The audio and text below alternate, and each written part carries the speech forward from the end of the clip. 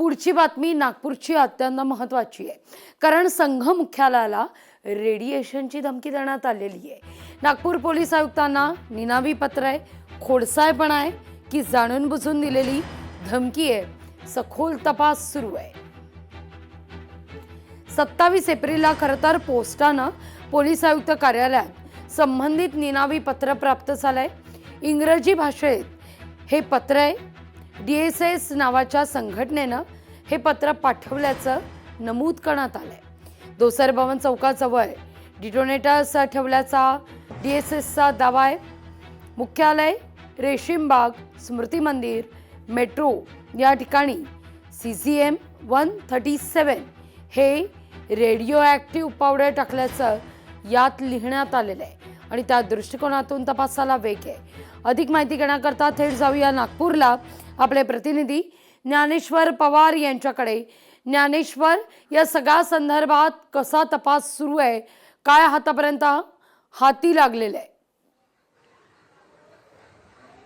लागवीजी खरं तर 27 एप्रिलला जे ते नागपूरचे पोलीस आयुक्त यांना जे ते टपालाद्वारे हा पत्र मिळालेलं होतं। या पत्रामध्ये एकूणच जर बघितलं तर रेडिओ ॲक्टिव्ह पावडर जे आहे ते संघ मुख्यालयावर जवळ जे आहे ते ठेवण्यात आल्याचं यामध्ये नमूद करण्यात आलं होतं। सोबतच संघाच्या बाबतीत जे आहे ते काही आक्षेपार्ह वक्तव्य देखील या पत्रामध्ये जे आहे ते एकूणच नमूद करण्यात आलं। त्यानंतर एकूणच पोलीस प्रशासन असेल, ATS असेल, हे ॲक्टिव्ह झाले आणि संपूर्ण या परिसराचा त्यांनी एकूणच तपास केला। मात्र या तपासाअंती जे आहे ते सध्या तरी काही आढळून आलेलं नाही। मात्र ज्या पद्धतीने हे पत्र पाठवण्यात आले त्यानंतर जे आहे ते एकूणच याच्या अंतर्गत जे आहे ते अजून काही मिळू शकते का याचा तपास पोलिसांच्या माध्यमातून केला जात आहे। कारण काही दिवसापूर्वी दोसर भवन चौकामध्ये जे काही डेटोनेटर ठेवण्यात आलेले होते ते देखील आम्हीच ठेवले होते असा दावा देखील या पत्रामध्ये करण्यात आलेला आहे। आणि हा जो पावडर आहे, हा पावडर जो आहे तो अतिशय विनाशकारी असा पावडर आहे। त्यामुळे जे आहे ते संघ मुख्यालयामध्ये असणारे जे स्वयंसेवक आहेत त्यांना मोठा धोका जे आहे ते यामुळे होऊ शकतो अशा पद्धती देखील या पत्रामध्ये एकूणच नमूद करण्यात आहे। त्यामुळे एकूणच पाहता ATSच्या माध्यमातून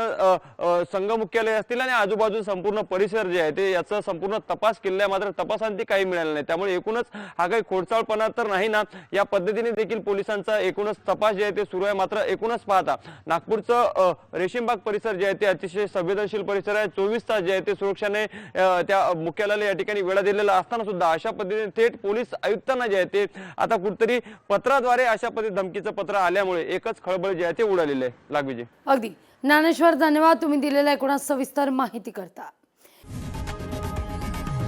लोकशाही मराठी ऐका, पहा, जागरूक रहा।